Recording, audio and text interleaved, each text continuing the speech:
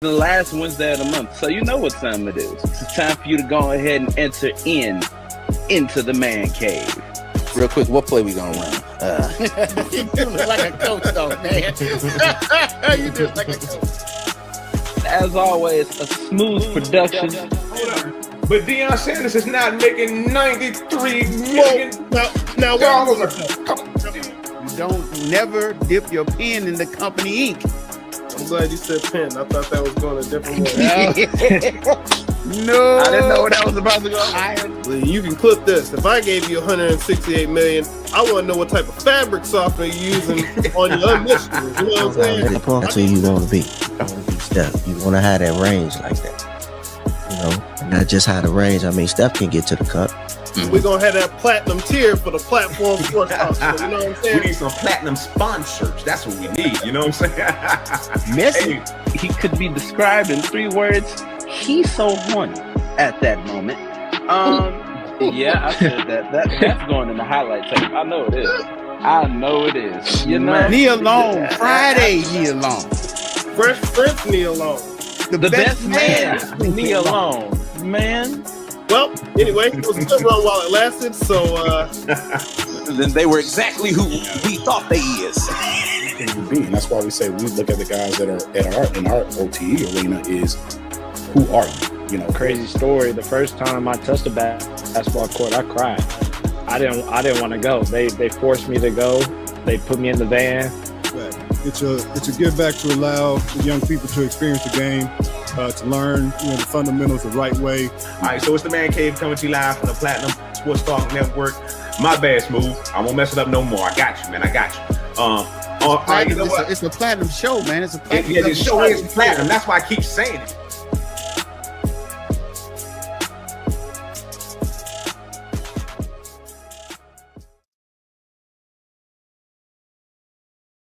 On the day before everyone stuffs they faces, we're here to talk to y'all about some sports. I'm live and in living color because I'm alive and I'm black. It's your boy Stanton, baby, and it is the last Wednesday of the month. So you know what that means.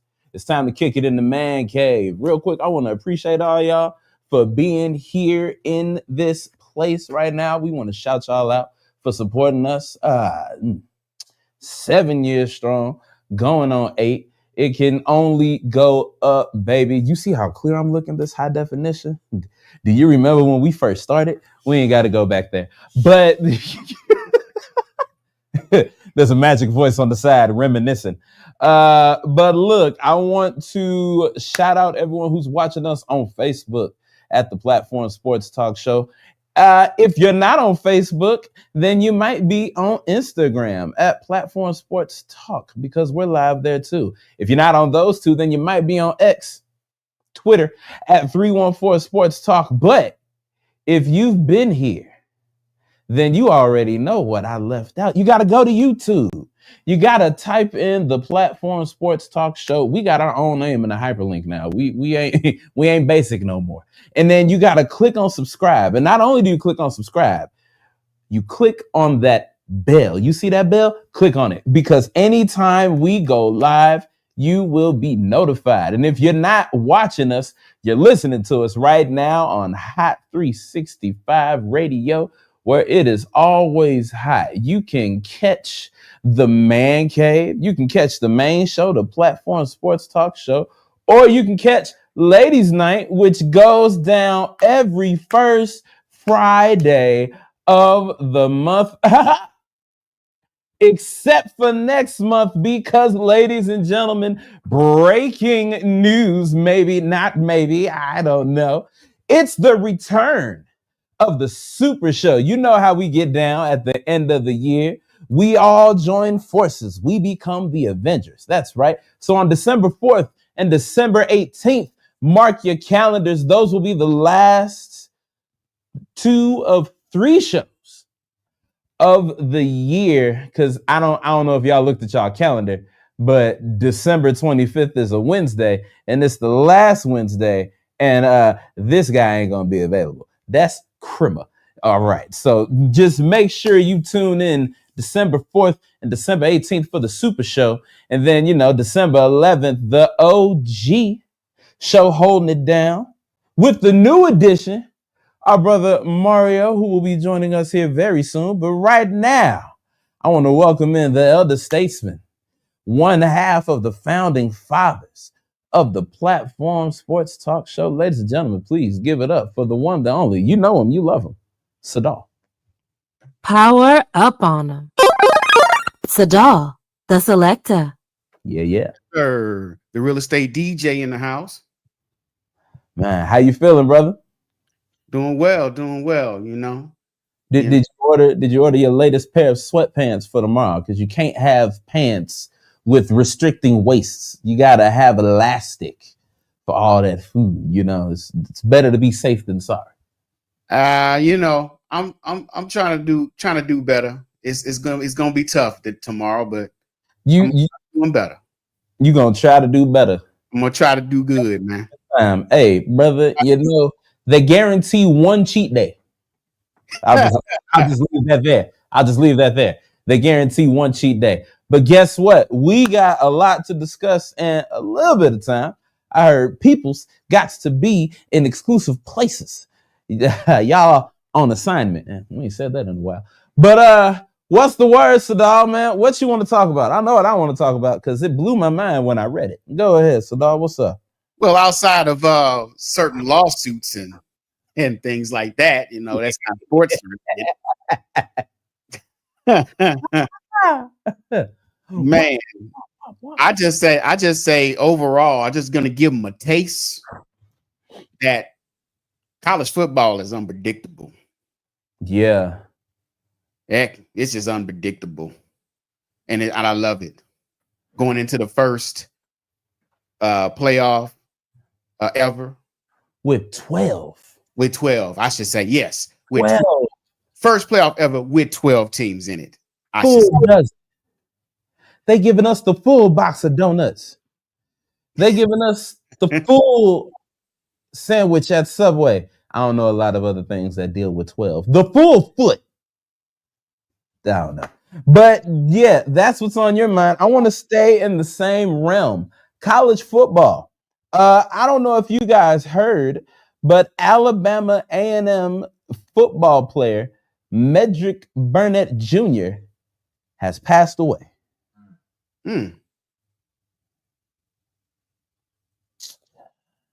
Psych. So what had happened, he had to make a post after the school had announced that he passed away. Whoa, what? The school, you heard me right, the school put out this post saying that a player had passed away. And then hours later, they had to, issue that rollback. They said, and I quote, "We express our immediate regret for disseminating false information. However, we hold complete joy in knowing that Medrick remains in stable condition. He was injured in a game. He was injured in a game against Alabama State, and they said he died." Bruh. I never knew. As we get close to the commemoration of a birth of a certain somebody who knows something about, taking quick dirt naps, I never thought I'd see it. No, it's all right. It's all right to laugh, Sadal. It's okay. I just modernized it. All I did was say what it says in the Message Bible. That's all I did. So, I read that and it caught me off guard. I'm like, so we've seen death hoax, in the 317 years that Morgan Freeman has been on this earth. We've seen so many damn times. Huh? They didn't kill Morgan Freeman so many damn times. He's lived to be 317 with grace, and people just keep trying to write this man off. Like, I don't care if he was born at the tender age of 87. It's just, I don't get these death hoaxes. Like, why put people through that? That's one thing about a death hoax, though. It's another thing that university or school, it's not some individual on social media doing this. This is a school. the school. Like this is the Somebody institution. on the social media team got fired, got turned, man. They Not, done got somebody just lost a what is that? they done lost their holiday pay. Because they suck.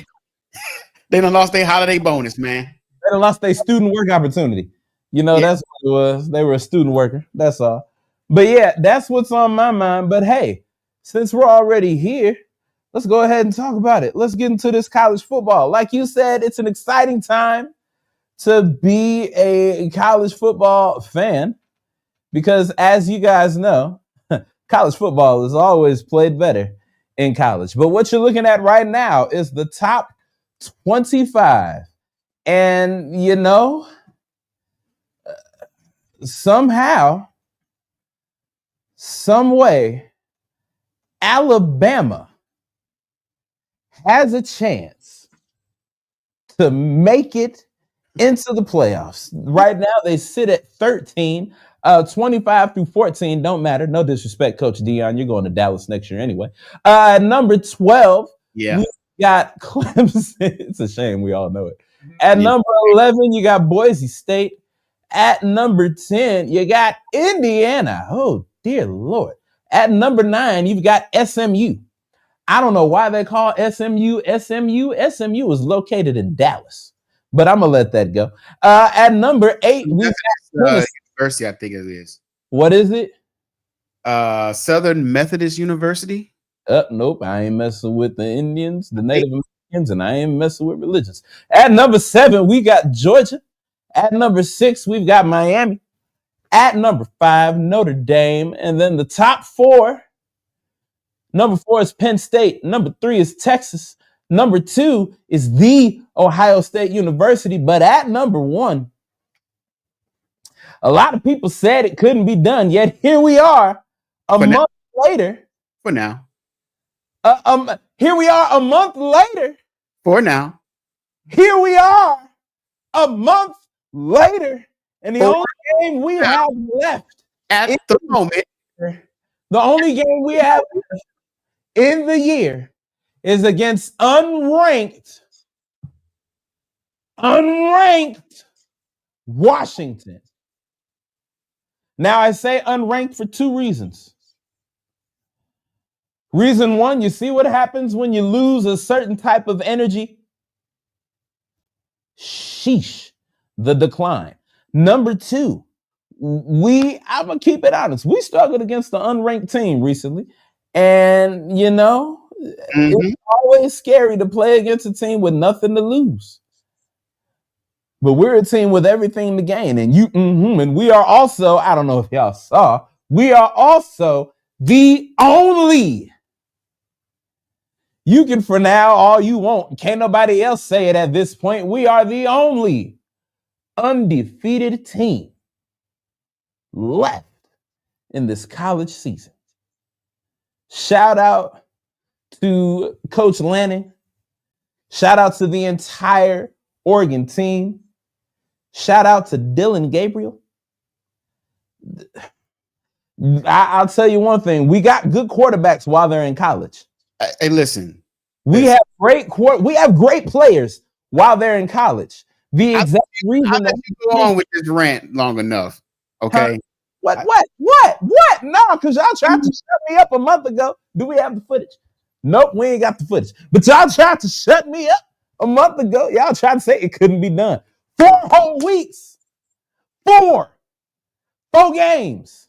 It's any given Saturday. But you know what was given and stayed the same? That 0 on the other half of that dash, baby. We undefeated. You see how you tried to stop this rant and it really didn't work? All right. So, you know. Listen, hey. What's up? It seems like, you know, I'm older than you, but you just seem like that. You have bad memory. You have bad revisionist memory. In the last 10 to 15 years of this great sport of college football. Which is played better in college. That's played better in college, of course. Yes. Oregon and Oregon's history. Every time Oregon has a chance to go undefeated, to win a championship, they go into one game that crumbles it all every single year. Whether it be national championship games, whether it be the last game of the season, whether it be conference championship games, you name it. Every time Oregon is number one or in position to be in the championship race, every time it's a crumbling defeat, sometimes blowouts. Now, what makes you think it's going to be different this year? What makes you think, with all of the parity that's been going on in college football this year, what makes you think that Oregon is going to stay number one all year and win the championship? Because throughout this year, of all the parity you just named, we have. Y'all said we couldn't go into the big house in one blowout. So it's like, I don't need to do any more talking. It's like you can say for now, yeah, we don't know what's going to happen every single Saturday. Hey, Miss Dub, how you doing? But at the end of the day, my Ducks are still and will continue to be undefeated. And you know what? I ain't going to say you can bank on that because I know my history on this show, but I'm just going to say what I said and leave it at that. And to answer the first question I saw, how far do you think your Ducks will go in the playoffs? Well, we for sure, for certain, get into the second round. We got a first round bye. So I know that. I know that for certain. And Oregon have a first round bye. For now. They always fumble the big games. Well, let's look at these primetime teams that are not undefeated, that have fumbled big games. You know who was a primetime team that scored only 3 points this past weekend? Okay. That's one big time team. Let's look at another big time team. And matter of fact, can we bring the standings back up? Can we bring the standings back up? Because, Lord, I love primetime teams. Let's look at these. The primetime team is holding on by a thread. Let's look at these other primetime teams. Like I said, Alabama's 13th. There's been no sunshine in Clemson since Trevor Lawrence left. That was a mutual letdown. Let's see, who else is another primetime team? The Ohio State is always content with being the second best. That's fine. Who else? Quentin Ewers. Third. They got their way up. But you know who this non-primetime team is that has excelled in primetime too? We have some primetime games. It's right there. Oregon. So I hear what y'all saying. I see what you digging, Sadar, but it's fine. If I dig that grave, I'll lie in it. But if I got to lie in that son of a gun with a national championship trophy, oh, I'm sleeping great. Because I want to see you around next year, first or second week of January. I want to ask you that same, see how you feel then. I mean, well, it'll be the fourth week of January, but I get what you're saying. Yeah. We literally the last one, and this brother just said it may just be the first, second week of January. It just may be this weekend. I'm like, are you talking off the show? Because you know we only do this once a month. Who knows? But I'm just keep on digging. Just keep on. I'll dig it. I'll be the T-ball. I'll be the T-bone of college football on this show. I'll dig that grave. I dig it strong. We ain't seen this brother since the Super Bowl, I don't think. I dig that grave. He climbing his way out. That's what this is. It's fine. It's fine. I will be college football T-bone on this show. Hey, real quick, as you be the next, give your get that sermon after your Ducks go on to glory. I will. I eulogize the hell out of them. I will. And you know, whether they do it or they don't, I hate to say, I do feel like we're gonna have a head coach change. Not him getting fired, but I feel like with what's been going on in the NFL, he's got an opportunity. It never goes well with college coaches going in the NFL. It never goes well. Well, okay. Does Harbaugh count? Because he was NFL first. So does he count? Because he's going back and they're looking pretty good right now. That's probably exception to the rule.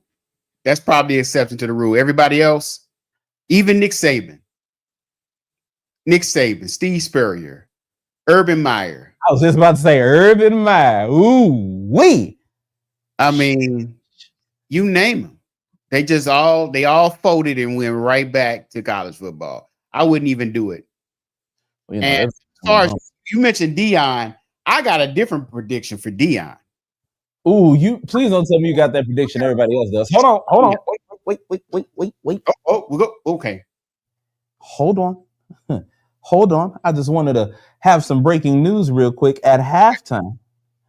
My Chicago Bulls are down by 19. I told y'all. We got 8 wins. We got 11 wins left on the season. And we got 62 more losses. I just wanted to... Nope, that math ain't right. 42. All right. But I just wanted to throw that in there real quick. I just got a notification. I'm sharing my depression worldwide. All right, but yeah, we're already here. Let's go ahead and go into college. No, professional. Oh yeah, Sadal, you were saying that. Go ahead, Sadal. Yeah. So, Colorado's doing pretty good. Somebody that's not here yet said that they will only win 4 games. Well. He should have doubled that. Should have doubled that number. But anyway, I got a different prediction for Deion. Everybody say, "Oh, he's gonna go to the NFL." I don't think he's going to the NFL. He has been vague on a lot of things asked of him, especially about his future. But the one thing that he hasn't been vague on, he's been absolute about, is that he loves coaching in college. He does not like the idea going pro. He says he doesn't have any influence on the pro guys, but he has a lot of influence on the college ranks. With that being said, there is one team that we did not mention in the top 25 that really needs a coach right now. And who might that be? It's a team in Tallahassee, in the state of Florida. Yep, Tallahassee, Florida. That would be not the Rattlers of Florida A&M. No. One Florida State. No. And if we know anything about Deion, Deion knows he loves to get the bag. And Florida State has a lot of money. And they are desperate. And I predict that Deion leaves Colorado for Florida State next year. Bold prediction. I may be wrong, but that's my prediction, man. I just see it because all of his kids are going to be out, either work, playing in the NFL or otherwise. His top recruit, Travis Hunter, he's going to be in the NFL. They just recruited the number 1 quarterback to Colorado, but that doesn't mean that he can change his mind and follow Deion, because Florida State is desperate. And I know one thing about Deion Sanders. His rookie year in the NFL, he was threatening teams with not drafting him because of where they were located in the country. He didn't want Detroit drafted him. He wanted to stay where it was warm or dawn. And he got drafted by Atlanta. So he loves warm weather. And I know even though he says he loves the Colorado weather, he don't. He wants to go back to Florida. I see him going back. I see him getting lured out of Colorado and going to Florida State if he goes anywhere. That's my prediction. Few things. I don't see that. Florida State is too much of a dumpster fire right now. Dion can't put that out. That needs an act of God. If anybody can turn it around, though, if anybody could turn it around, how many miracles you think this brother got in his pocket? He turned around Colorado. We on two programs turnarounds right now. Colorado was nobody. I think he got in his pocket. Colorado was nobody until he got there. At least Florida State has some kind of lineage of football. Yeah, they do. They do. Second, I'm just saying. There was this podcast that I saw a clip from it, and Michael Irvin, with all the excitement in himself, said that next year, if the Cowboys draft Shador, Prime is coaching in Dallas. And he said, and I quote, I have that on great authority. He said, I have that on great listening. First of all, listening to Michael Irvin. But you know, like, when did Michael Irvin ever have any credible say or sway? When he said we losing recipes? Every year, let him tell it. Every year, the Cowboys is going to win the Super Bowl. I mean, can you blame him? That's dedication to his former team. That's the Cowboy confusion. That's the geriatric of it all. But yeah, he's either staying in Colorado or he's gonna be Jerry Jones's new golden boy. Well, I guess old golden boy. Listen, recently refurbished golden boy. I don't know. We're not talking about pros right now, but there ain't no hope. It ain't no hope until Jerry. I mean, and talk about the pros. We're right here. I don't want to wish any ill will, but if somehow Jerry Jones is not the owner of the Cowboys, that's the only way Cowboys will ever go up. So we all know there's only one way. I know that'll happen. But real quick before we move on, quick comment: do you guys think the playoff committee will let Alabama sneak into the playoffs if they take down Auburn this weekend? That's the only way. If they lose, then that's it. Bias but you know, Alabama has just been it's been unpredictable. One week they look like they are on top of the football world, and the next week it's like, what the hell happened? Every week it's just like it's every week is mystery meat, man. You don't know what's going to go on. You know what's happening. Was it last year that, you know, they felt someone should have got in over Alabama? Was that last year or the season before? Where they were revealing the top four? It was Florida State, remember? Last year. It was last year. Okay, thank you. Florida State. That's what I call craziness. Ironically. But real quick, before we move any further, we have a new panelist that has entered in. Ladies and gentlemen, please welcome to the show. Reported live from 2 Up, 2 Down. That's right, VA, baby. I want y'all to show your love for Mario. What's up, fellas? How y'all doing? What's the word? What's the word? How you doing?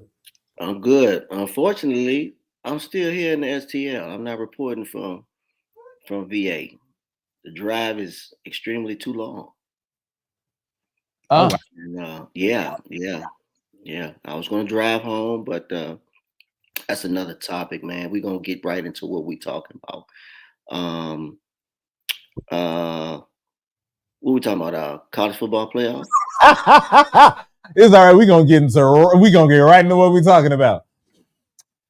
What we talking about? Yeah, what we talking about? Let's get right into it. Now we are talking about the college football rankings. I don't know if you've seen them. We've been talking about who's going where at the end of the season. But right now, these are the rankings right there on your screen. Oregon is number 1. That's all we care about. So that's all he cares about. For now. Well, you ain't got a team, dog. So all right though. I just know college football history, and I know Oregon Ducks history. And Oregon Ducks history never lets me down as far as their expectations. I second that. I second that. That's all I'm saying. That's fine. I was Just a second month that. ago, y'all was saying we couldn't do this. Y'all couldn't do that. That's fine. That's fine. I'll just let y'all talk. I don't hate Oregon. I never said you did, bro. I just know the history.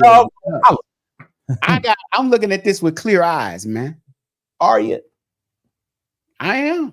Okay. I just know every single year they just let you down if you're a fan. Every year. All right. That's fine. That's all I'm saying, bro. That's fine. I'm not gonna speak on it. I mean, Sadal pretty much said it all. I mean, congratulations on being number one, though. You're number one. Congratulations. We'll be back in 2 months. Congratulations. You're number one. Mm-hmm. For another week. You said we'd be back in 2 months. We'll be back in 2 months to discuss it. Yes. Okay. All right. Yeah. All right. Let's move on. What's next? We're gonna talk about this craziness of the NFL. We're gonna talk about the madness. Right now on your screen, you all see the division standings. In the AFC East, there's Buffalo. In the AFC South, there's Houston. In the AFC North, there's Pittsburgh up top, and then right there underneath, you got Baltimore. In the AFC West, you've got Kansas City holding strong. You got the Los Angeles Chargers right there in second at 7-4, and a game behind, you got the Denver Broncos, and then you got the team in Vegas. Sadal, you were saying? I said surprising with Denver.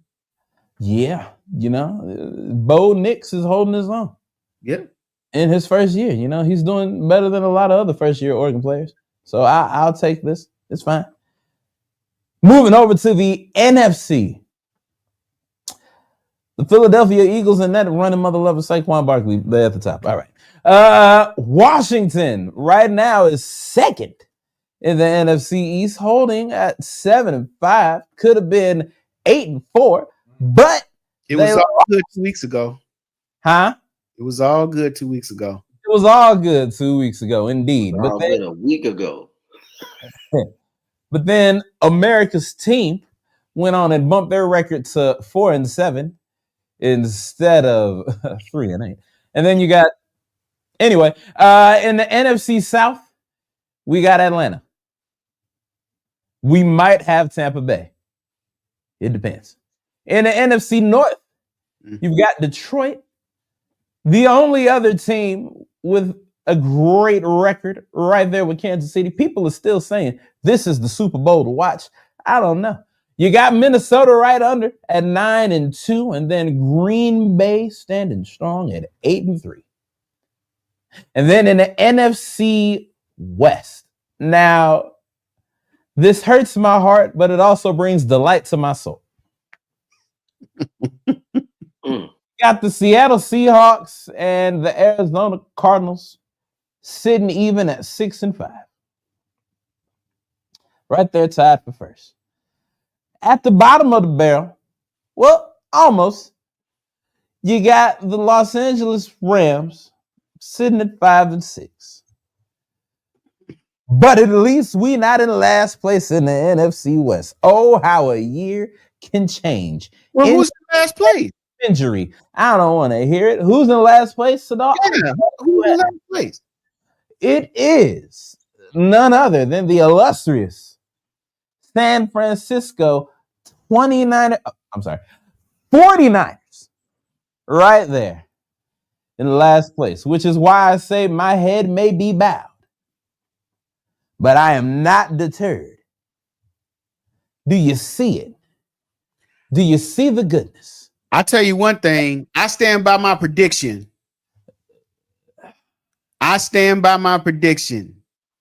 The 29ers are going to go all the way, man. They're going to win the division, and they're going to go to the Super Bowl, and they're going to win, man. I stand by it. I'm not like that. I'm going to stand by my prediction, man. I'm not going to be like that. I just Breaking news. don't matter what it look like right now. It don't matter what it look like. It looks like Missouri men's basketball star Caleb Grill has been taken to the hospital as a precaution. I guess he suffered a head or neck injury during play. Ooh. So yeah, they're taking him to the hospital just as a precaution, concussion protocol, all that good stuff. You know, just making sure he's good, which, you know, we appreciate. Better safe than sorry. So just wanted to interject that real quick. But as you can see right now, we have the playoff picture. And this is what it looks like after week 12. Of course, the number one seeds, respectively, for the AFC and NFC are the Chiefs and the Lions. Now, these wild card games, man, oh man, oh man. If the season were to end right now, you'd have the number 5 seed, Baltimore Ravens, taking on the number 4, Houston Texans. You'd have the number 6 seed, Los Angeles Chargers, taking on, they really couldn't do this right so that you could show the logo. For those who don't know, it's not a glitch. Those are the Pittsburgh Steelers. And then it would be the number 7 seed, Denver Broncos, marching on into Buffalo to take on the number 2 seed, the team whose fan base might be the AFC version of the Cowboys, the Buffalo Bills. And then over on the NFC side, we got the number 5 seed Minnesota Vikings going to face off against their old baby daddy, Mario's favorite person in the entire world, Curtavious Cousins, down in the A. And then you've got the number 6 seed, the G-men that matter, the Green Bay Packers, going up against the Seattle Seahawks. Ooh. And then it will be the number 7 seed for now, if it were to end right now, the Washington, insert name here, going up against Philadelphia Eagles. If you look at the hunt in the bottom, the AFC, you've got the Dolphins at number 8, the Colts at number 9, and the Bengals at number 10. Oh, dear God, how the Bengals have crumbled. But on the other side, you got the Cardinals, who are leading the division, but right there in the hunt for the wild card. You got the Buccaneers. You got my Rams. And then you got the 29ers. God damn it. The 49ers. I'm sorry. The 49. The 49ers. The 2s and 4s gets confusing. I don't know. 2s and 4s. You know, them even numbers, they just run concurrent. You know, arithmetic wasn't my strong suit. But yeah, that's how this season is looking if it were to end right now. Anybody got any games that they want to talk about from this past week that just were like, oh man, that was cool, or oh man, F y'all and y'all team, or I have no hand in either one of these teams, but this game was great? Any games that you all want to discuss? Yeah, I'm just gonna go ahead and talk about it, man. Look, the Eagles, who the Rams thought they were. Eagles, pretty much. I predicted it with Smoooth. We was on a gig last week. Okay. And I predicted this. I already knew. Look, I'm not like I said, I look at things through the lens of, you know, reality here. Okay. I know the last time we had this show, we were big up in the Rams. Hey, the Rams have a chance. Look, they getting healthy and all this jazz. Yeah. And in the next 2 games, I'm sorry, but you had no business losing to the Dolphins. Yeah, you could score a touchdown against the Dolphins. They did not look good as a unit on the offensive line. Couldn't sleep at all last night, could you? That night, could you? Hey, I call it like I see it. Look, hey, the Dolphins got us. Then the next week against the Patriots, you got the W. Sweet vindication. But you let them come all the way back in the game. This is the Patriots. This ain't the Tom Brady Patriots. This is the lame Patriots. And you let them in the game. Like, you should have been blowing this team out. And then, of course, after those 2 games, I'm like, look, I'm looking at the Eagles team. And I'm like, I told Smooth, look, they're gonna get mopped. And one reason why they're gonna get mopped, Saquon Barkley. Saquon Barkley gonna go off. But man, I did not know Saquon Barkley was gonna go off like this. 255 yards on the ground, an Eagles rushing record, and it was like what 8th or 9th all time, single game. And he ended with 105 all-purpose yards, 305. I mean, come on, man. I think he just solidified his MVP Sunday night. Oh yeah, he sure did. And he did it in the right place too. He did it in the right place. Talk it up in LA. That just lost to the better team, and that's what happened. That the Eagles are a better team, and as far as the playoffs, I'm not really too. After these last a few weeks, I'm not as enthusiastic about playoffs now. I really am not. I'm looking at the rest of the season. I'm looking at the schedule. I'm really not thrilled. And I'm going to say this, going to Buffalo, they're going to get blown out in Buffalo. You know that's going to happen. And they're going to mess around. They're going to lose. They're going to lose to the Seahawks. And then the other games, they got another game against the 49ers. 49ers are where they at, but they're still the 49ers. And of course, I still stand by my prediction about the 49ers. We ain't lost against them in a year, so we the last 2 times we done whooped them. Yeah, barely. But I ain't too thrilled about the Rams right now. So what is this? That is the schedule of the Rams. Right now, we are on schedule to win at least 2 games because the Jets, Negro, please. Yeah, you probably get a dub on the Jets. We've got the 49ers, then the Jets. Well, no, Saints, Bills, Niners, Jets, Cardinals, and then I don't know what it's. You may beat the Saints. You're not beating the Bills. Go back up. You said we're not beating the Saints? We are beating the Saints. I was about to say, brother, you lost all faith like that? Yeah. I hope. And then the Bills, we ain't winning. We're going to get blown out by the Bills. 49ers, that Jets might be an L. Then you go into Jets. That should be a dub. Cardinals, who knows? That's a shoulder shrug. And then the Seahawks, that's a shoulder shrug. I feel like the Cardinals is going to be a loss. We can't stop the run. And when you got a running quarterback who was so happy that Aaron Donald retired the first time we played them this year. So happy. Ran all over the place like a badass kid in the mall. Yeah. But if we could put pressure on Kyler Murray, that might make a difference. But that's it. Gotten better. That's like I said, it's a shoulder shrug for me. Yeah. I don't know. I can't call it. Can't call it at all. I can't call this. The Rams ain't going to the playoffs. Now, wait a minute.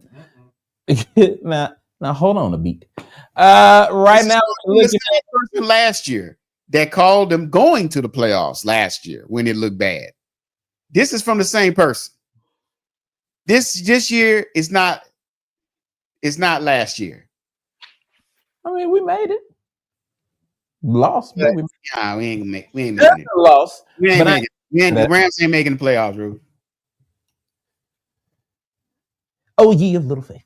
All right, what you're looking at is the rest of the week 13 games. As you all know, it is the tradition. They're expanding upon that tradition with the Friday game. But on Turkey Day, we got 3 of them. Of course, it wouldn't be a Thanksgiving without the Lions, the Cowboys, and all these other teams. So you got the Bears going to Detroit to get destroyed. You got the Giants. I don't know who's going to win this, but you got the Giants going to Dallas to play the Cowboys. And then around a win. And then you got the Dolphins getting ready to lose to the Packers. Hold on. Maybe. Wait a minute. Hold on. Wait a minute. Hold on now. Yeah, Nah, pump your brakes, Stanton, baby. Pump your brakes. I'm not gonna catch that again. Hold on, brother. Don't you ever know? It was the pump your brakes. What in the Bernard? What is happening? No, don't say that, young fella. Don't say that. Don't say that. What did you just tell Sadal? Ye of little, I have little faith. That's not me, bro. You. That's not me. I think we might be able to go in Lambeau and pull up the upset on Thanksgiving Day. So it all depends on if the defense show up. I'm not worried about the offense showing up. It's whether or not the defense is going to show up. I've said that every time I've been on the show. We can score points, but you can score all the points you want. If you can't stop nobody, it don't make no difference on how many points you score. Defensively, we need to tighten up. We've shown that the last few weeks. But can we show this? Can we show it again against Green Bay and the way Josh Jacobs ran all over the 49ers this past weekend? So, when it comes to your Dolphins and cold environments, it don't always fare best for y'all. You're right. It's gonna be hot by the time that game starts. It's a mental thing. It's all mental. That's all. And your quarterback mentally a little jacked up, so that scares me. Anywho, yeah, it's gonna be high 20s by the time that game starts. And it's cold. Can I tell you all why I'm excited to watch that game between the Dolphins and the Packers? If we could scroll back up real quick. It's the most competitive game of the three? No, it's gonna be played on Telemundo. But I ain't never heard football in Spanish. Telemundo. I'm tuning in. I hear little glimpses when they show the Spanish reporter for the Rams. When he describes the games, I'm like, oh, this is lit. No wonder soccer is so energetic. It's 80% the commentator, 10% the crowd, and then dissipate the other 10% in the actual game. But on Black Friday, it's only right that a black team plays. Talking about the Las Vegas Raiders going into Kansas City to play. What I say? Huh? You said a black team? Well, they mostly black on both sides. The coach black. the coach is black on one side. The coach is black on one side. And the quarterback, well, depending on who you ask. But that's white. But yeah, we got the Raiders. Touche, dog. Touche. Bro, touche. Black and silver going into face the team colors. Oh, the team colors. Oh, okay. Never mind. Yeah. I was talking team colors. Oh. Yeah. And then on Sunday, on the first of the month. I never knew. It's the first of the month. You ain't gonna get no check, but you gonna get these games. You got the Chargers going on to face off against, again, Mario's favorite person, Curtavious Cousins. I know you don't like man. You got one more time to say that, man. I know where you at. You don't like Kurt. This is Curtavious. Hey, I know where you at. It ain't gonna take me for 10 minutes to get there. Watch what you're saying. You know what? I'm just gonna go there. You talking all that talk. Kirk Cousins will be a savior down in Miami. You got two or two visions over here trying to be right. Come on, man. That ain't right, dog. We don't give a damn. Why should we? That man don't give a damn. Why should I? You don't care that his brain in there rattling around like the Powerball lottery numbers. Why should I? Okay. He don't want to wear a cranium cap. Okay. That's his life, not mine. Exactly. I gotta. That's his choice.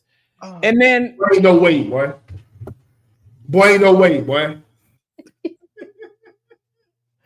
and then you got the Steelers beating the brakes off the Bengals. I don't see how long does Jamar Chase have on his contract? I don't see him finishing his new deal with him not too long ago. Jamal brought Jamar is about to be the highest paid receiver in the league next season. Period. All right. So, and then after that, you got the Texans going to whoop up on Sunshine and them in Jacksonville. Ironically, it might be raining. Ain't it crazy? They sent Sunshine to Duval, and the sun ain't been shining since. Who? Oh, he got 2 years left on his contract. Yeah, he's not signing an extension. You can see it in his aura when he does these post-game interviews. He's fed up. Jamar about to get that bag. They're not about to let that man walk. Whatever bag they got, Jerry Jones got 2 of them. And he's with his best friend as quarterback. Okay. Yep. Do they look like best friends on the field? Yeah. Ask Baltimore Ravens what he did 2 Sundays ago. Yep. Almost. Yeah. Who you with? I ain't gonna say the rest. Come on now. I said what I said. He ain't gonna be there in 3 years. Okay. He gonna be. Okay. We got that. How long do Burrow have on his contract? Is he happy? Because if one go. Oh, T. Higgins gone. I already say that. I already know. Gonna be gone. They're not gonna let Jamal walk like that. No. He signed until 2029. He signed until 2029. Friends have left each other before. It's all right. They still be cool before and after the game when they play each other. Like I said, Texans going against the Jaguars. You got the Cardinals going up against the Vikings. Yeah. You got the Colts going up against the Patriots. Let's talk about Anthony Richardson. I don't get this guy. I don't get it. It's like a couple weeks ago, man, I just can't do it. I ain't got it. And now he's like, that little half rest was all I needed. Now I'm good. Now I'm out here throwing 5 touchdowns, running all over the place, running around, just having great times, still losing. But I'm looking good. He's a young player, man. That's all it is. He doesn't know how to talk to the media yet. He doesn't know how to talk to the media yet. Oh, did you say we might lose against the Jets when you were going up against our schedule? No. Okay, no? All right, good. Because I was like, against the Jets? Damn, so I have some faith. You got the Seahawks. Should win. They should win. What you mean should? They should win. It's a broken system there. That man be hallucinating out of his mind when he be playing. It's a broken system with the Jets, and it's going to be exposed furthermore when they lose against the Seahawks. And then you got the Titans going up against the Commanders. I don't know who's going to win that. I really don't. It should be a no-brainer. It should be. But Will Levis be wanting to act like he's a good quarterback sometimes, and then other times he want to do what he did in week 1, week 2, and week 3. But they 3-8, and I can't call the Commanders because their kicker, they probably want that man's head. The kicker up in DC for the Washington insert team name here, because they got that touchdown. I saw a video. Somebody was running back into the stadium after they got the touchdown, only to run in right when he missed the kick. And then snap though, Stan. Huh? The snap wasn't great. That's why he missed the kick. Did you not see that? I don't know about the kick, but I'll tell you one thing. I'm gonna tell you like Nick Saban said. You are what your record is. I agree. You are what your record is, man. I agree. They 3. That's even worse because they just lost to a team that had about the same record.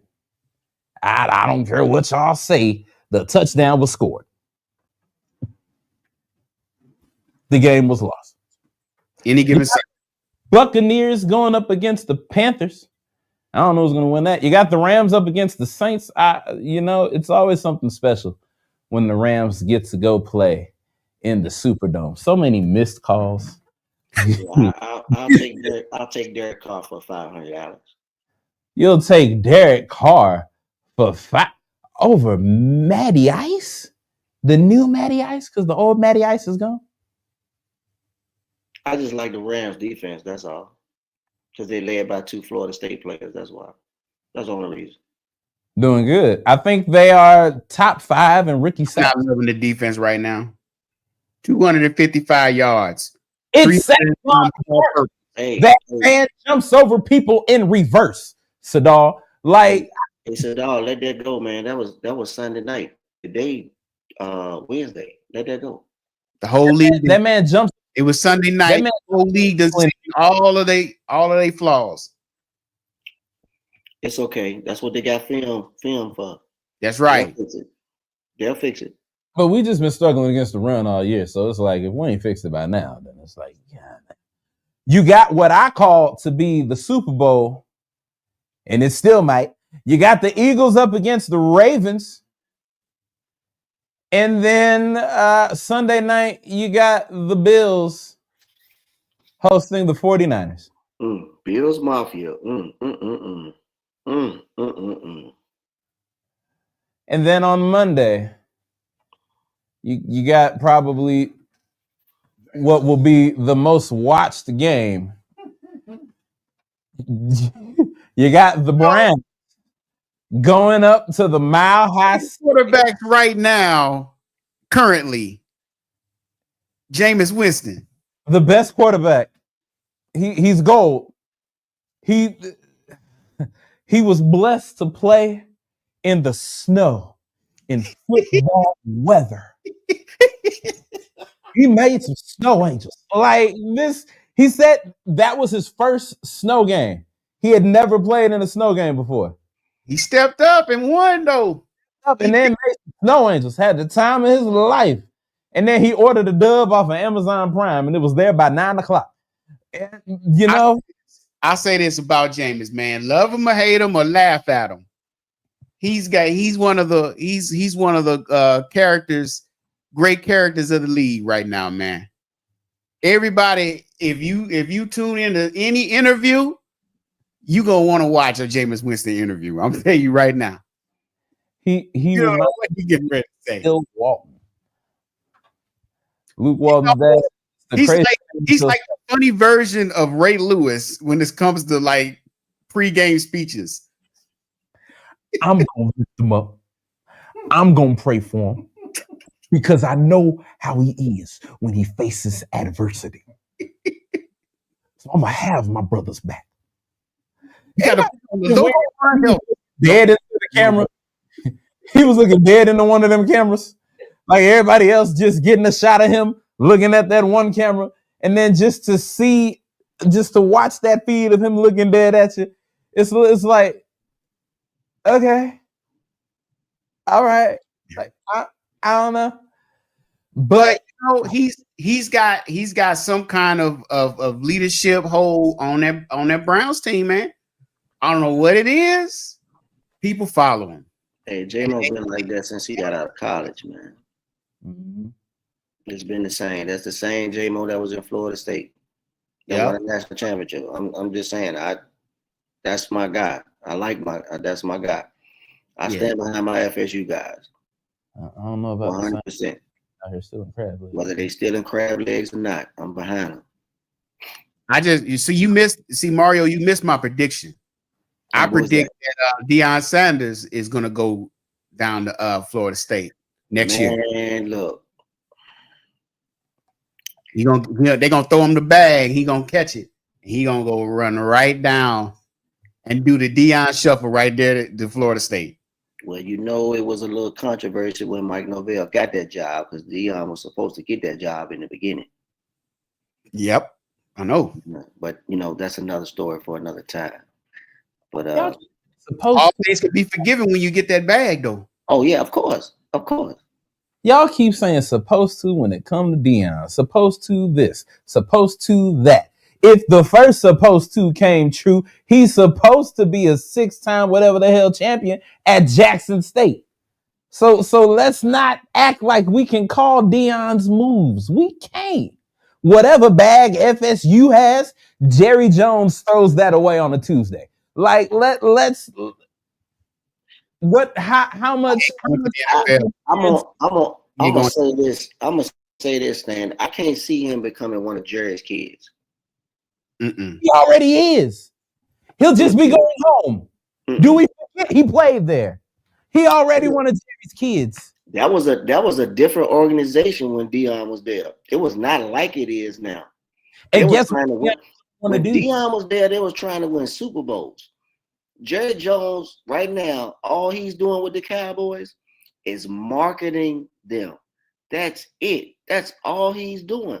He's not worried about trying to win no championships. All he's trying to do is put people in the seat, try to figure out which next pay-per-view thing he can hold at AT&T Stadium. That's all he's trying to do. He's trying to make money. It's not about winning football games. More money than Coach Prime with a Dallas Cowboys star on his head. Come on, Mario. You said he's about making money. Prime time is money. Mario preaching. Mario preaching, man. No. Mario preaching. Why? Right now. Where would that make sense at though? So you just gonna bring a guy here just to make you more money? And at the end of the day, sooner or later, the fans will start to see the light. They will. They will start to see that this is just a show. Mario. Hey, brother, I don't know what's in that cup, but you can't believe that last statement. If they ain't seen it in the past 30, 40, 50, however many years, they're not going to. They literally birth their children to do 3 things: love the Lord, pay your taxes, root for the Dallas Cowboys. That is a Dallas family. And then you got the Cowboys outside of Dallas. These fans ain't going anywhere. Just like that's not a they ain't got a Dallas cool family, man. That's not a family. That's not a family. That's a cult. That ain't no family. That's Jerry's world. Okay, and they not moving. This cult is generational. There will never be a time where the Dallas Cowboys have a game and it looks like a St. Louis Cardinal game with empty seats. No matter what the record. Stan, that goes back to what I said in the beginning. It's all about marketing, bro. It's not about winning no football games, man.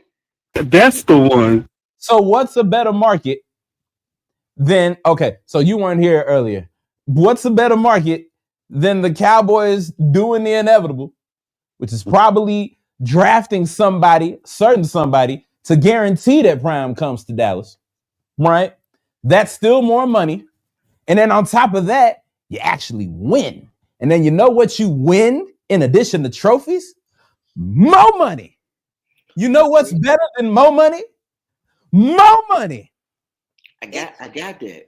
Stan, I want to ask you one question. Stan, I'm giving you a marketable scenario. Ask you one question. What's up? Done with it. If it was all about winning and it was all about making money, more money when you win, why come the Cowboys haven't won a Super Bowl in 28 years? Because the players just suck in crunch time. It's like they do great in the regular season. We see it. We talk about it. Even last year of trying. 28 years. Man, I mean, it ain't really about winning, man. With crazy, man. It's like I don't get when you say 28 years, when there are other teams that have diehard fans that actually win or lose in seasons within 29 years, and they were losing horribly.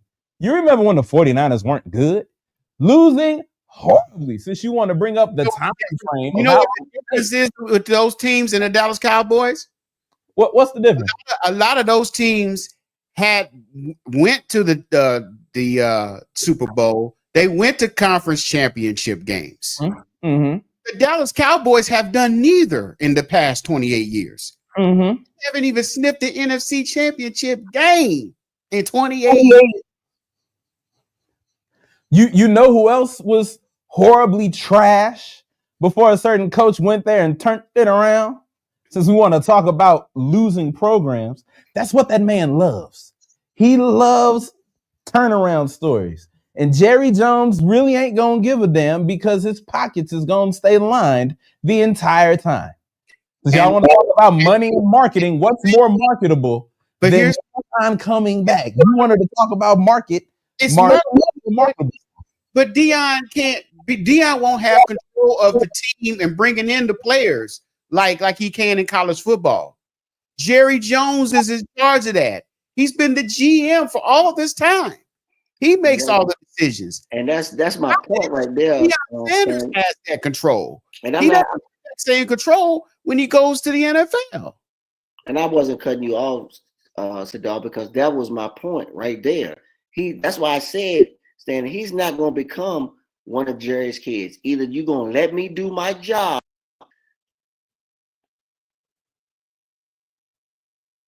Jim Johnson did right there, or it defeats the purpose for him to even come to Dallas.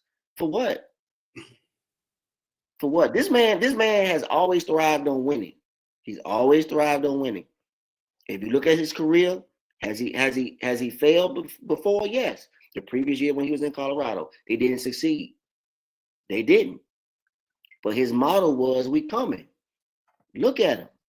The program has changed. They have bought into the system. And because of Deion. Say that again, Sadal. It's because of Deion Sanders. Yes. Doesn't have that control in the NFL. Yes. He will not. Jerry's not going to let him do what he's doing in Colorado. He's not going to let him do that. He will not let him do that. I cannot see him letting him have full control and capability the same way Jimmy Johnson did as he built that team through the draft. So you just brought it up. As who? Who did it before? Jimmy Johnson did it. And what happened with him? What happened with him? Jerry got jealous because he was getting all the shine. Hey, man, I'm in the back. He in the front. I the one that own the team. Wait a minute. One of us got to go. It ain't gonna be me because I own them. So somebody got to go. And that's why I said they've been cursed. They had a chance to run the 90s. They had a chance to be a team of a dynasty for some years. Jerry Jones said, I'm the ringleader of this circus. I'm going to run it the way I wanted to run. So somebody got to go. And what make it so bad, they went to college together. They was roommates, if I'm not mistaken. So you going to just throw your man under the bus like that because he's helping you, making you look good? Tell me where that makes sense at. Like I said, it doesn't have to make sense until Jerry Jones is not the owner anymore. Okay. So y'all are just dead driven on the fact that he's finna go coach the Seminoles, if nothing else. If nothing else, either he's gonna coach the Seminoles or he's gonna stay in Colorado. He ain't going to Dallas. I think he's gonna stay in Colorado. If he takes the Seminole job, he clean the house when he get there. I'm telling you that right now. Mm-hmm. And I would not be surprised if he do. Oh yeah, you know he's gonna do it. And I would not be surprised at the end of this. I think they got one more game. They play Florida Saturday. Mm-hmm. I would not be surprised they be in talks with this guy on the offseason. I would not be surprised. Offseason, shoot, now. Now. But right now. That's another topic for next year. What's next then? All right. Let's talk about it. Next. So we shifting. We're gonna move on over to the NBA. But before we do, I didn't think it was gonna happen. But ladies and gentlemen, fresh off of a devastating loss. He is here. The blackest man in radio, now the blackest man on this podcast. Ladies and gentlemen, please welcome the somber Craig Black. Now, see, I gotta get some love. why we got to bring up the loss? But the first, I know I'm late, but why the first thing we got to do is talk about the losses when I come in here? What is that about it. You wasn't here. What is that about, man? Why can't I? Hey, Craig, I'm not gonna talk about that loss, man, because I'm gonna tell you right now. They better respect that boy ran that 5. They better respect him. He making moves. What's up, fellas? What's up, fellas? How y'all doing? Good to see everybody. What's up, Sadal? What's up, going on, Sadal? How you doing, sir? The selector. What's up, Rio? My man Mario. What's going on? I know Smoooth in the background, super producer, the boss man extraordinaire, and hating ass Stanton. Stanton just loves the hate. Oh, hating ass. Have a great Thanksgiving, Stanton. Happy Thanksgiving to you, man. It's crazy how Craig can never acknowledge his own hateful ways. All I gotta do is say the name Nick Saban and he ready to empty the clip. What are we talking about here? I can't stand Nick Saban. I'd say that with a passion, with my chest. I can't stand him. Coach Prime all day. He'll be in the NFL next year. Him and Shador. Yeah, just talked about. Where's he going? Where's he going, Craig? Where he going, Craig? Now that's not going to happen. And where he going, Craig? He better not go to Dallas. I tell you that much. And then I'll be hating on Prime like I hate Saban. Well, don't worry. You ain't got to worry about that, Craig. He ain't going to the NFL. You don't think so? He's going to Florida State. That's what I think. 50% fantasy, 50% wishful prediction. Mario, the Florida State fan, is like, oh, that'd be great. Sadal is just like, it makes sense. Hey, Miss Williams, how you doing? I love me some Miss Williams, boy. I tell you, boy, happy Thanksgiving, Miss Williams. But let's talk about it then. Since I'm here late, we already talked about it. I'm late. Okay, I'm too late. Okay, we'll go. We're going to the NBA, man. My bad. Let's go to NBA. I don't want to reset the show for nothing. We lost. Let's keep it moving. We ain't gonna go backwards. Let's go forward. Let's keep moving. Yes, let's move forward. As you all know, with the 55th pick in the NBA draft, the Lakers selected LeBron James Jr., also known as Bronny James. Since then, he has managed to do absolutely nothing but score a few times. Do you all believe that the Lakers had proper intentions on managing him, and do you believe they are managing him correctly right now? No. I'm sorry. Go right here, Sadal. With my limited knowledge, what I think is this is all a marketing ploy for LeBron James to play with his son. All it is.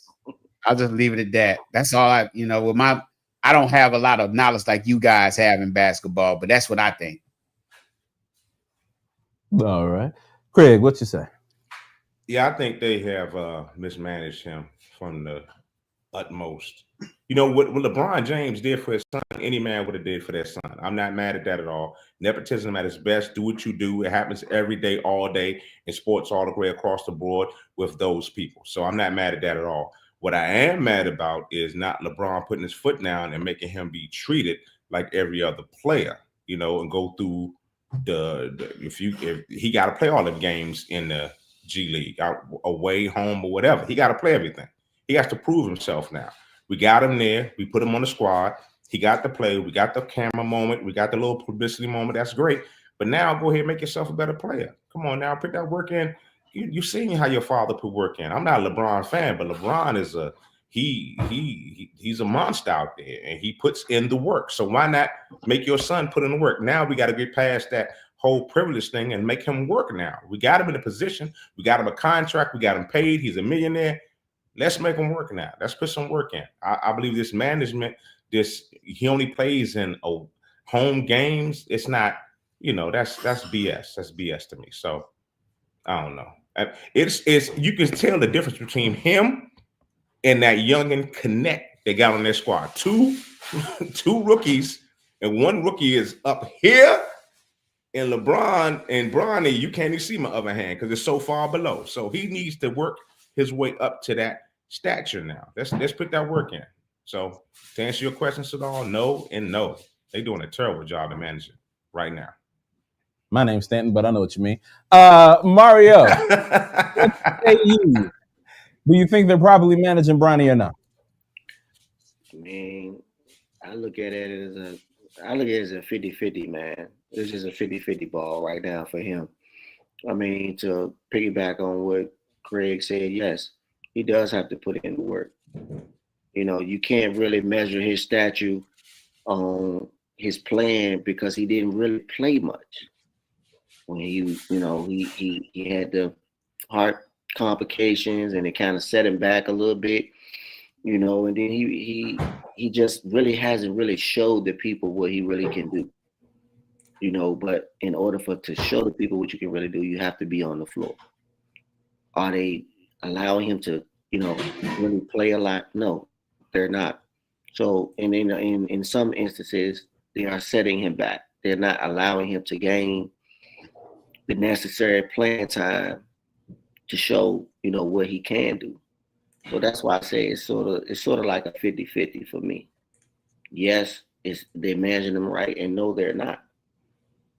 No, you know, it's just in time. I think this will change, but in order for this to change like it's supposed to, I believe he has to show his worth on the floor.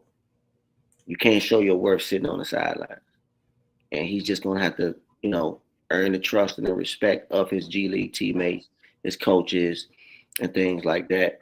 You know, but as far as the people that pull the strings, I mean, sooner or later, I mean, LeBron probably will speak on behalf of his son.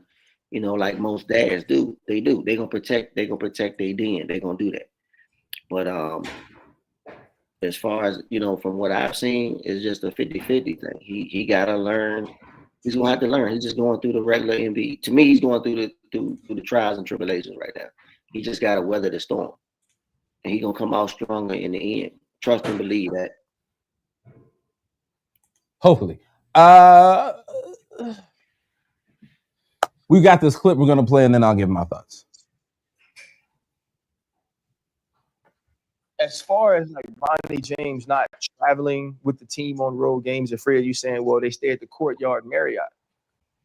What has Bronny James done that he shouldn't be able to stay at the Courtyard Marriott? You say, well, they fly commercial.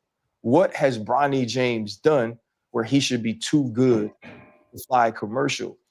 The pros isn't about where you came from, how you were raised, what your parents had. Professional sports is about how well you can contribute. And you don't get treated differently because of your parents. You get treated differently because of your ability to contribute. And if I'm Bronny James, which I'm not, and I haven't grown up that way, I'm begging Rich Paul, begging JJ Redick, I'm begging my father, please let me travel with this team. Please let me stay at the Courtyard Marriott. Please let me fly commercial. Please let me go somewhere where I'm going to get up more than 6 shots in 3 games to not only prove it to my organization that I'm worthy of being on this team, but to my damn self. Yeah. Right? I've never in my life been the best player on any team. I wasn't the best player on my high school team. I wasn't the best player on my college team. I'm not the best player on this professional team or this G League team. Let me go out and prove that. Because like in the end, all of these accomplishments are going to be for LeBron James. Bronny James gonna have money, but he ain't gonna have like the one thing that all of us ever want is proof to ourselves. Like that's what I wanted. I wanted to be able to walk off the field and be like, man, they didn't draft me and they cut me, but look at me now. Hold up. Whew. Man. All that. What he said. All that. I believe, I'm not gonna say that, but what I think it is, it might be a way to protect Bronny from seeing things he ain't supposed to see. That's all I'm saying. You know what they say about the NBA road trips. That's all I'm saying. They don't want Oh that. no, I can't agree. I can't agree with They that, don't want man. him getting No, too sucked up in. no, It's the G League. no, Come on, man. no. You know what? You know what? Let's keep it. Let's keep it 100. We ain't keeping it 100 right now. I think that was like trying to cover for Pops right now because Pops is letting them do this BS that's happening right now. I believe he knows with this land of the internet and growing up in the limelight that he's grew up in. Come on now, he knows what happens on the road. Come on now, they're no fools. They understand. You know, Bron has probably had them conversations and told. I'm hoping he has, as a father, told his son like, you know, this can happen and this can happen and you can encounter this and somebody can try to entrap you here because he grew up in it. You feel me? I think this right here is some straight up Bronny BS. Bronny, just like Ryan Clark said, he has to want that. He has to go and be like, hey, I want to prove it to myself now. If not, why are you out there? You could be at home. You know what? You taking up a contract for another dude, somebody that's better than you. Let's be honest with it. But you know what? Go home then, dude. Come on now. Stop wasting. You wasting people's time. You wasting your father's time. You wasting your time right now. Doing this, it makes no sense whatsoever. Go ahead and be all the way in, man. Go all the way in with it. You can't just sit back and pick and choose. The stigma was already there because you did what you did, and because you have this melanated complexion. You know, it's being highlighted even more now, which is crazy to me, but that's a whole nother subject. But nevertheless, you got this advantage. You got this opportunity to actually better yourself. So take it, man. Take it and do it. Make it out there with them, with your G League brothers where you need to be and learn the game a lot more because you wasn't there. Hell, you wasn't there and really in high school, to be honest with you. You know, it's like you gotta, I don't know. That's just my opinion. But I think if anything, he would want to do this to prove to everybody that he's not there just because of his father. He would want to do this to prove that, hey, I belong because I'm good, I'm worthy, I've earned it. Yes. If anything. Yes. I feel like mentally, what he went through physically might still be messing with him. You know, like you just played basketball for these last 4 some odd years in high school, and physicals were fine. Everything was fine. You get to college, and your heart is like, oh, I didn't know we were still gonna be doing this. I thought we was gonna go into a degree program. And now you have this cardiac scare. You have this major health crisis that happens. I don't know about you guys. I've never had a heart attack. Anybody on the panel ever had a heart attack? No, thank God I haven't. No? Yeah. The first time I met Halle Berry in person, yes, but go right ahead. Hold on, Yes, I did. I met Halle Berry in my time. Yes, I have. Yes. I'm one of the few that can actually say that, but go right ahead.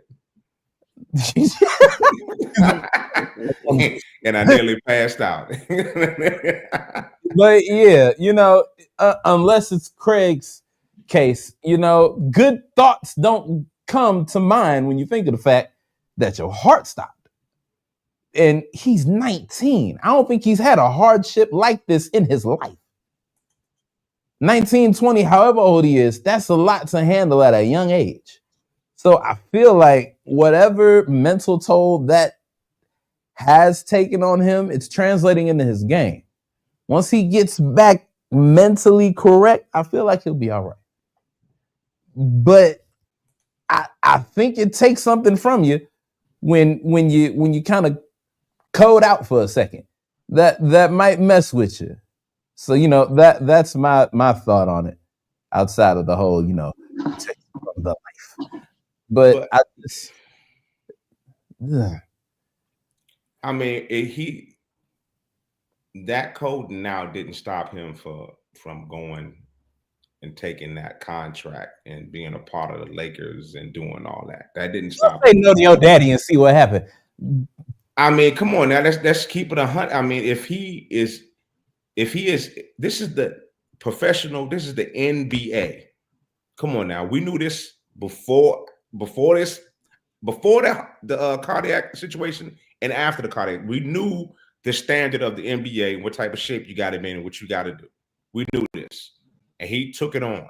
So if that's a scare, maybe he does need to step back and not play. He needs to not, because I'll be 100 with y'all. I do not think he is the one in the family. I think his little brother is actually going to be the one that's going to be closest to it. He ain't going to be as good as, nobody's going to be as good as his father, but he'll be a straight NBA caliber player where he'll be starting or coming off the bench, a straight six-man in the NBA when it's his time. I think that's what it is with his brother. I don't think Bronny got pushed out there because of the namesake, because he's the oldest, and it's had a lot to do with his pops. But I don't think his game is nowhere near what it needs to be. And if he can't work on it, if he doesn't see it himself to work on it to get better, and his father's not going to push him, well, maybe just need to step to the side, dude. Just go on. It's being kind of disrespecting the game too. As much history that his father always says, I'm a student of the game and all that, he got to be like, hey man, you disrespecting the game right now. What you doing? You're not being one of us right now. Come on now. Let's keep. He talks about it all the time. Come on, all LeBron James fans. He says at 24, I'm a student of the game. I'm this. I'm that. I know my history. Come on now. He gonna let his son cheat. He cheated in the first place, but you gonna keep on cheating? Come on now. God damn. What are you gonna do now? Go out there and put Bronny's jersey on and play for him every day? Them hairlines. Damn. But once again, just my opinion.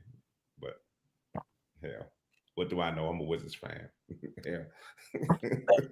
Well, you all know we're in the stride of the NBA season. Everybody's working for the weekend, and by the weekend I mean the All-Star Game weekend. But we got a few changes. They changed up some things. Now, for the actual game, it has been turned into a tournament. As you can see on your screen, we've got the layout. There will be 2 semifinal games up to 40 points, where the winners will advance to the final game, where it goes up to 25. It's a pickup ball type deal. It's like they took Rucker Park and put it at the All-Star game. What are you guys' thoughts on this? And then I will give mine. Well, I guess I got to try something. So how about this? A week before? Nah.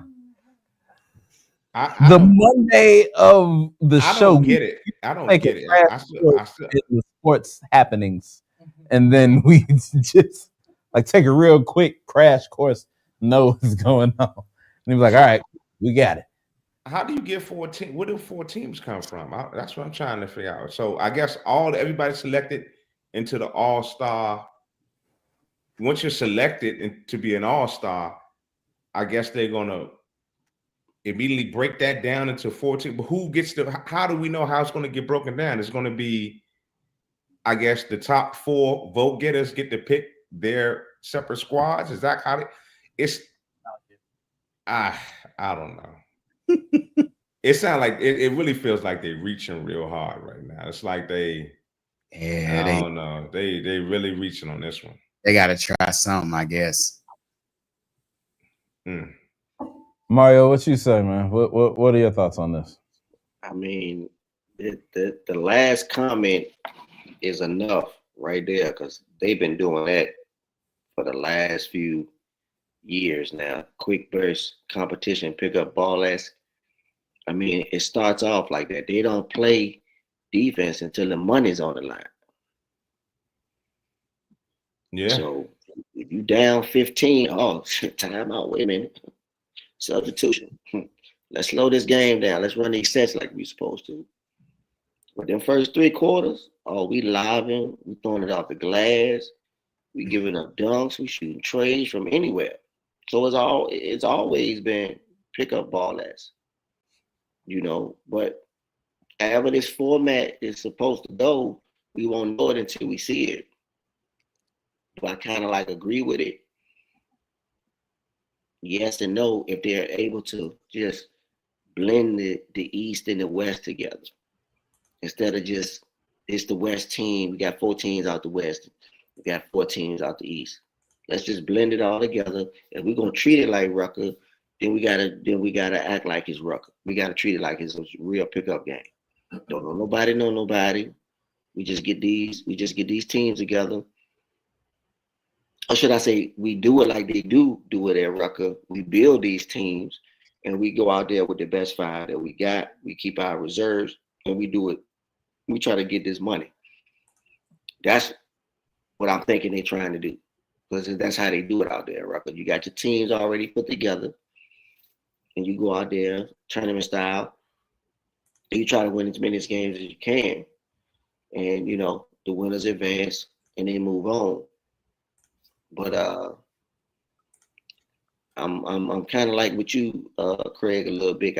I think they really reached really hard on this, and I mean really, really hard because I would have never came up with nothing like this. You know what I think?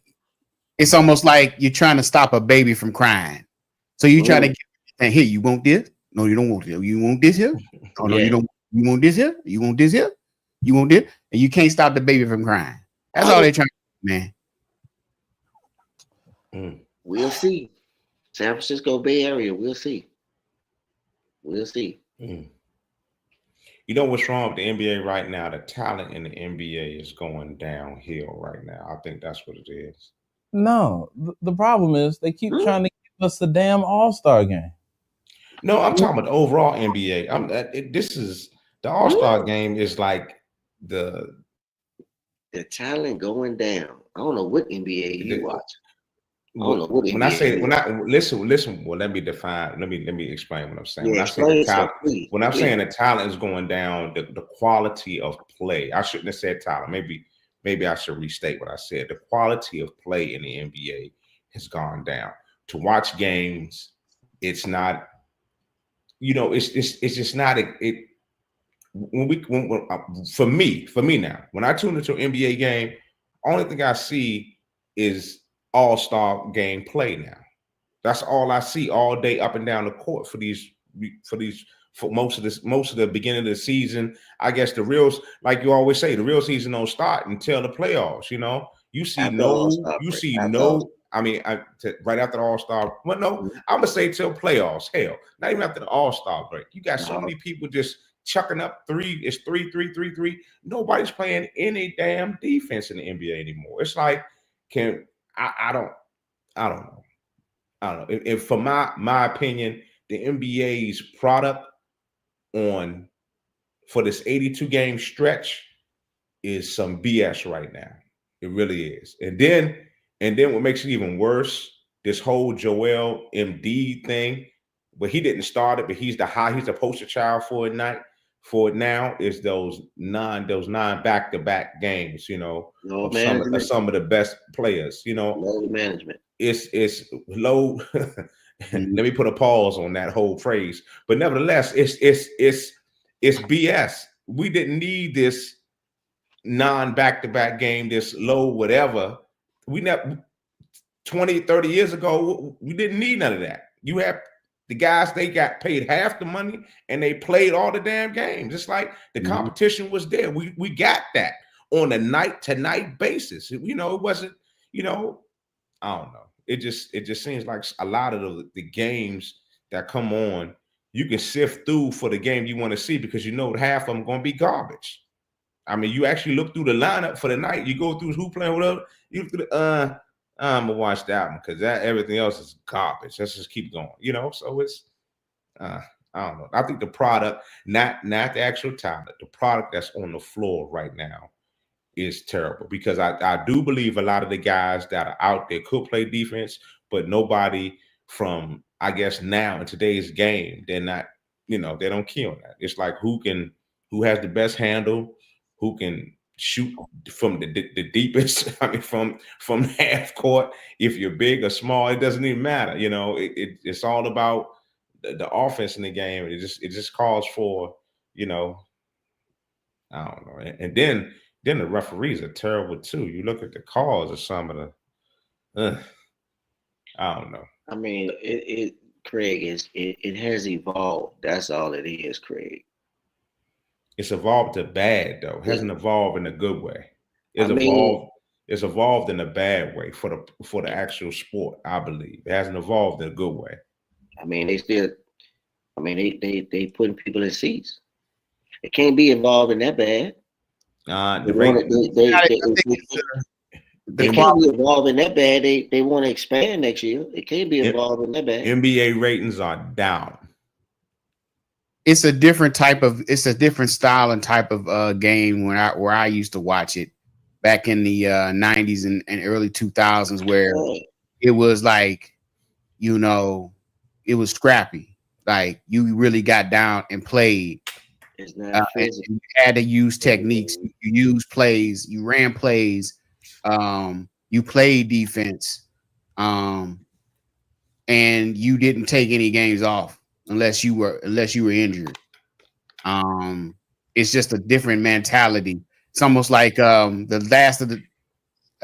That's a terrible phrase, but Kobe Bryant is the last person of his ilk from that yesteryear basketball that had that mentality of I'm about to take your heart out on this court. I don't care if I've known you for years. You're my best friend. You on the other side. I'm trying to beat you, and I'm trying to beat you badly. Pau Gasol in the Olympics. Buddy now. No one has that mentality now in the NBA. Understand why you bring that up, man. Because that's the best example. That's the best example. That man cut all in half. When we brought that up about a couple of weeks ago, did you ever go watch the Redeem Team? You know what? I did watch the Redeem Team. And I see what you all was talking about. Did you see how serious he was when he said that? He was very serious. He was serious.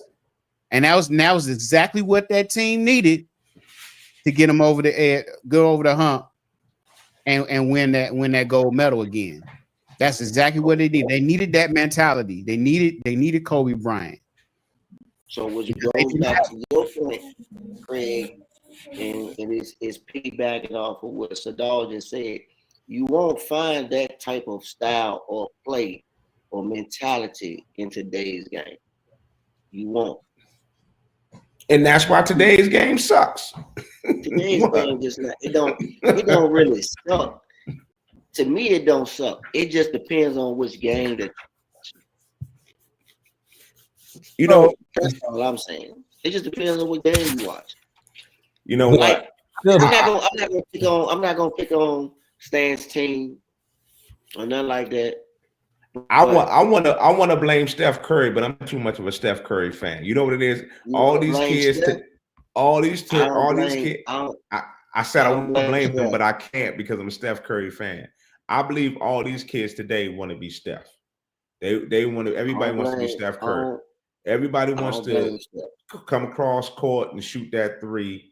You know, it's like I don't know. It's all about right here. You can blame the NBA as well because they started making it to where, you know, a lot of people would drive into the lane with the anticipation of getting the foul and then having a post a moment and an and one. They stopped calling when you drive into the paint. And so, and in addition to, for the past almost 10 years now, Steph Curry has been notably shooting this three. Well, I think it's past 10 now. But like his notoriety for shooting the three began, I believe, in like 2014, 2015, when they were going far in the playoffs and dude was just heaving up shots out of nowhere. And from then on, people stopped trying to dunk like LeBron and they were trying to shoot threes like Steph, like Ray Allen, like Reggie Miller. Like the three shot has always been there, but it wasn't pushed to the forefront because the game used to be more physical. We used to tune in to see who finna cut through somebody, who finna put somebody on a poster and then put them on the Kemp. Huh? What you say? I said Sean Kemp. Sean Kemp. Jesus. And somebody. Like, it's just the defense. The Sean Kemp's playing, going through, dunking on people, meeting up with the Gary Paytons who are trying to stop you right here at the rim, no matter what you're trying to do. It's they've gotten away from the physicality. Their goal is the same: to win games, to score points. It's just the methods have changed, which affects how people view the game, such as Craig. Just call it. Well, Mario, you're right, Mario. I was not trying to blame Steph Curry because I'm a big Steph Curry fan, but let's blame the coaches then. Let's blame the coaches. Let's blame every coach in the NBA right now because it's not being.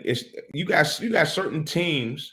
You can't blame that hold the ground on their defense. You got a team like Boston. They shoot a lot of threes, but they play a lot of defense. You got teams like, who else is a defensive team? The Knicks. The Knicks. I ain't want to mention Pop because Pop is of the old school, but Pop he needs to go home. He needs to sit at home. He needs to go fishing. He does, but then thinking about Pop, I don't know if he can do it. Just go home. But the mentality of this new generation is kind of hard. It's like, I know a lot of guys that coach sports, and it's like, to talk to the kids the way we used to get talked to, how we came up in sports. You can't do that nowadays. Okay. You can't do that. So it's kind of hard to put that. If they don't already have that dog or that mama mentality, if you want to call that a dog, that dog in them, to get that Zoom in on this producer. If you ain't got that, it's kind of hard to teach that, to breed that, to get that into a young man, to be that type of player. Because at the end of the day, they do want to be friends. Everybody wants to be cool with everybody.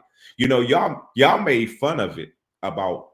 On the last show, when I was in St. Louis, when I said amateurs, it's when I call Olympians amateurs because they're cool because they cool with each other and they can talk to each other. Y'all made fun of that, but that plays a big role in all sports. When you want to actually be cool with somebody, okay, I can be your friend, but I'm not gonna be your friend out here on the court using that mama mentality. I'm trying to cut your goddamn head off on this court. I'm you know what I'm saying? It's a serious competition. We in it for blood right now. But I think the mentality of today's sport, everybody has to be so cool to make sure, I want to do that because, after the game, we're going to go get some drinks and hang out. He's going to do my podcast. We're going to do his podcast. We're going to, it's too much goddamn. I understand we could be cool. Don't get me wrong. You could be cool. But once the tip off, once we start this game, I ain't your boy no more. You ain't my boy no more. But these guys can't turn that switch on and off. They can't do that like Kobe did that. They can't do that like back in the day, like MJ did that, like Barkley did that, like Magic and Bird. Magic and Bird are a great example of that. They were cool off the court, but they went at each other like, it was, they can't do that. Well, I agree with that statement. The friendship gets turned off in between the whistles. From when it starts to 000 Q4, that friendship stuff get turned off. If we never saw LeBron James and Draymond Green in the NBA, we would think they was buddies. We would think that they known each other since they were kids. But when they get on that court, all that goes out the window. I don't know what you watching, Craig. They're not buddy. That's you game named a select few. I'm talking about the league overall. I'm talking about the league overall. The league overall. You named LeBron James, who has that old school mentality, and a Draymond Green that has that old school mentality. Yeah. You named two. I'm gonna name a player that I'm a big fan of, and I think that's not like that. He's a killer on the court, but he's always cool with people on the court, on and off the court all the time. He doesn't have that. You know who's like that? My man Russell Westbrook is like that. Russell Westbrook goes out there every night. He doesn't matter how cool he is with anybody. He goes at everybody all day, all night, every game. You know who does it sometimes, and it kind of pisses me off? And he's one of the best players in the NBA right now. Has been for the last 10 to 15 years. Is my man KD. He's too damn cool sometimes with people, and that irritates the hell out of me. It's like, damn, dude, come on, man. And I'm one of his biggest fans. That shit pisses me off. You always a fan because he's from the DMV. Anyway. You right. You 100% right. But door you open super wide. I ain't gonna walk through it. We'll be here till 10, and I'll be having to run the controls by myself. And so, we're not gonna go there. He's definitely an example of not having the mentality. But you want to talk about young players. Giannis Antetokounmpo has said it out of his mouth. He's not buddy with none of y'all. You don't see him training with nobody but his brothers. We need more Giannis. You're right. I agree that. We need more Giannis. Have you watched Starting Five yet on Netflix? No, I have not. Anthony Edwards is the person you are talking about. He's got that old school. We ain't cool. We not cool. I'm dunking on you. I thrive on dunking on you. I'm gonna make the post out of you. He said dunking, but he loves to do it. Well, tell that Bama stop smiling so goddamn much. Then maybe I believe you.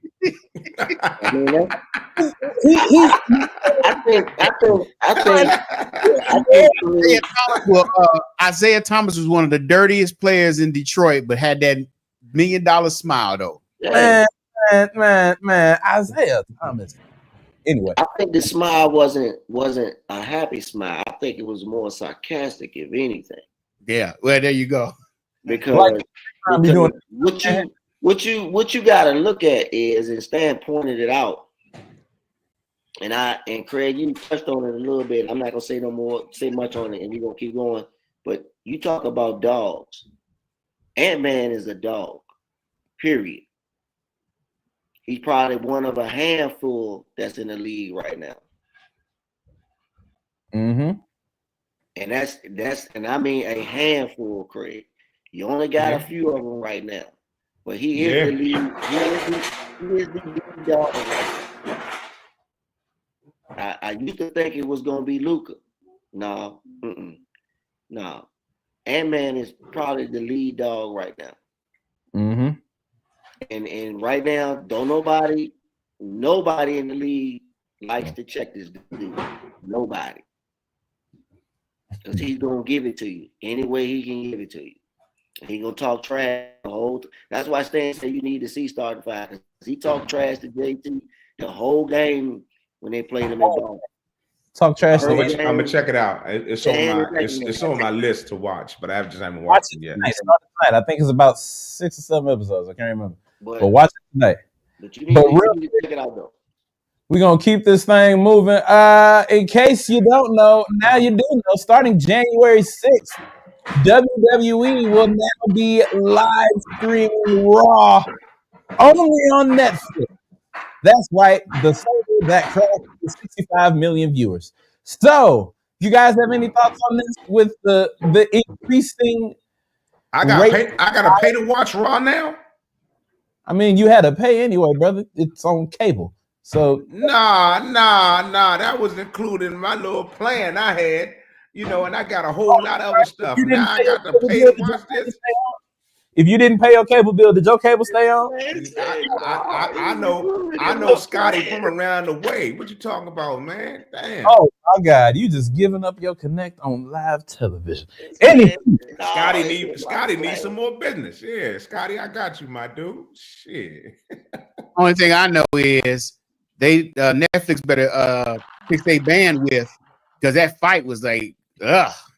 Look, you talking about fixing it for Raw. Negro, did you not see Beyonce is performing one of the Christmas halftime shows of the Texans and I think the Chiefs? No, whoever they playing.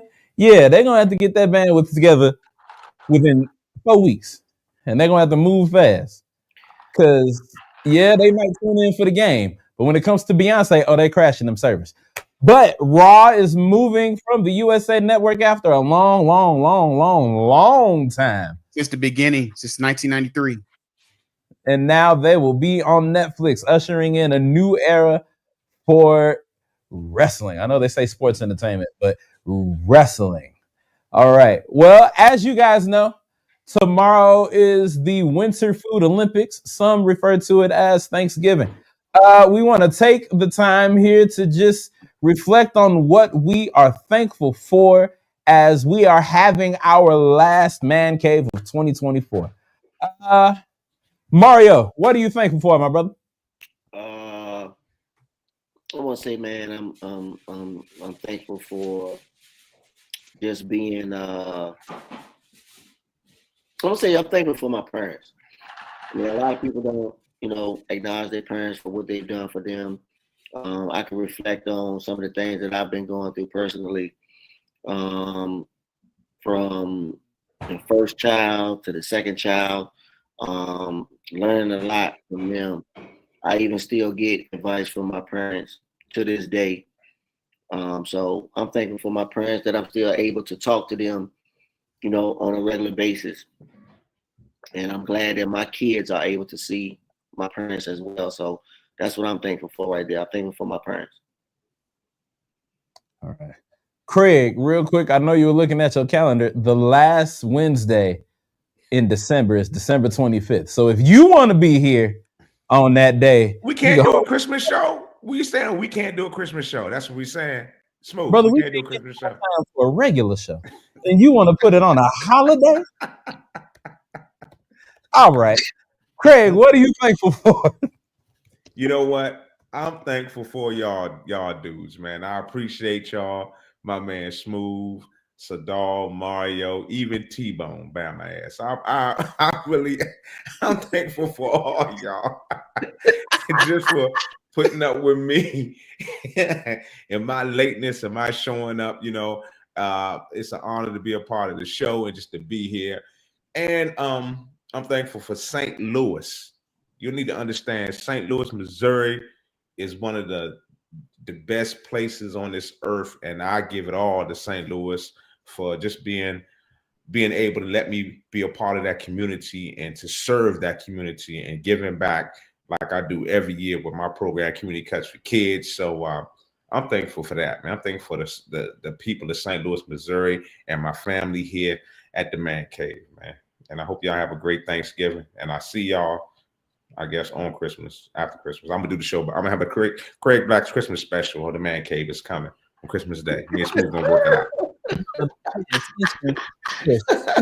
It's gonna be a Craig Black Christmas. Real too. All right. Like as we approach this season of thanks, what are you thankful for? I am thankful for family. I'm thankful for my blood brothers and my mother. I'm thankful for my church family. And I'm thankful for the Smoooth Production fam. Smoove and Steve Jinks. And of course, I'm thankful for the Man Cave family. All of you brothers here, man. It's just good to be around good people, especially when you go through things. Sometimes you can't, as men, we don't like to talk about our different problems and things. And I can talk to you all about certain things and not be, ridiculed and all of that. But actually pick each other up, and that's what you need. That's what you need. You need good people around you. It makes life worthwhile. I'm gonna wrap this So up. I'm thankful for everybody.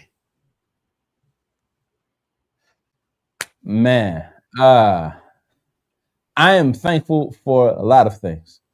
It's gonna sound repetitive.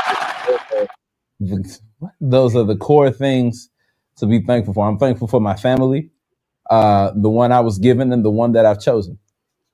You know, I have few friends. I have a lot of acquaintances, but I have family. I'm thankful for all my families, for the platform family, the man cave family, my church family, my therapeutic family, my thick family, my southern family, that fine ass, mine ass woman down south, baby. I'm thankful for you. I'm thankful for my little one, my noodle, who I have inherited and loving that girl like she was mine. I'm thankful for her. I'm thankful for my mother. I ain't gonna cry. I'm thankful for my mother. When Sadal, you spoke on it. At times when you're at your lowest, you need to have family. And I remember when I was at my lowest, and she was right there with me. We were fighting that thing together. It's been me and my mom since day one. So I am forever thankful. I don't never say her name in public, but Viola Timms, I am forever thankful for you. And I love you more than you will ever know. And I am thankful for you guys for watching not only the Man Cave, but